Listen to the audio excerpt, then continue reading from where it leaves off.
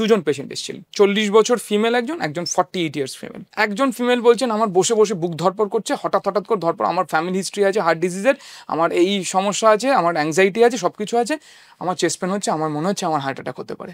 Same আরেকজন female 40 years, পেশেন্টের কোনো ফ্যামিলি হিস্ট্রি কিছু নেই, বাট পেশেন্টের ডায়াবেটিস, হাইপার টেনশন দুটো রয়েছে, এবং তার সাথে ওনার বলছেন 2-3 দিন ধরে হাঁটতে চলতে গেলে বুকে শ্বাসকষ্ট হচ্ছে। আগে বুঝলাম যে এটা কতটা অ্যাক্টিভিটির সাথে রিলেটেড, কতটা অ্যাংজাইটির সাথে রিলেটেড, কতটা ফ্যামিলি হিস্ট্রি, পুরো জিনিসটা আমি অ্যাসেস করলাম। করার পর দুজনকে বললাম একটা ইসিজি করান। যে সেকেন্ড ছিলেন 40 ইয়ার্সে, তার ইসিজি যখন চেঞ্জেস আসলো, সুগার প্রেশার হাই রয়েছে, আপনার অ্যাঞ্জিওগ্রাফি করতে হবে, কারণ আজকালকার টাইমে দাঁড়িয়ে কোনো বয়সটা কোনো ফ্যাক্টর না, যে কোনো মুহূর্তে যে কারোর কোনো বড় ফেটাল কিছু হতে পারে। সেকেন্ড পেশেন্টকে তখনই বললাম যে আপনার ইসিজি দেখে, আপনার সিমটম দেখে অ্যাবসলিউটলি মনে হচ্ছে যে এটা নন কার্ডিয়াক, 100% নন কার্ডিয়াক আপনি ধরে রাখুন।